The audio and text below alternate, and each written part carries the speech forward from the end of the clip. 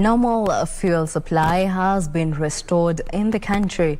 This is according to the Ministry of Petroleum and Mining, who say petrol stations are carrying out business as usual and the scarcity or long queues witnessed over the last 3 weeks are not there anymore.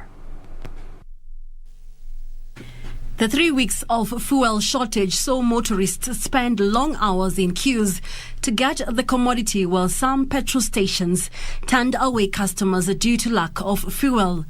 The situation has now eased after the ministry announced on Thursday restoration of fuel supply within 72 hours.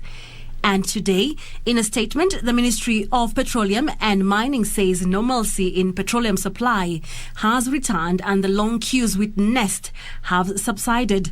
The ministry says in the last 4 days, they have dispatched about 10.6 million litres of super petrol and 13.3 million litres of diesel to various petrol stations across the country.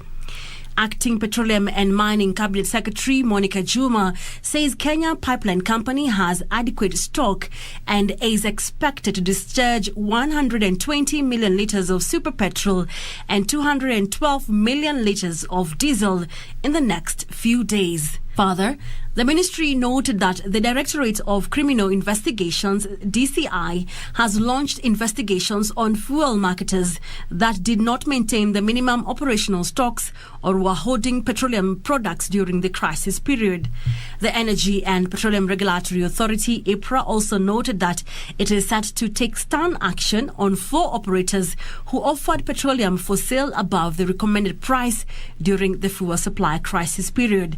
The stations were located at Migori, Kehancha, Awendo and Isabania respectively.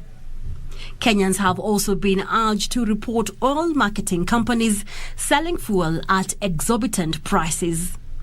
Caroline Jenga for Lunchtime News.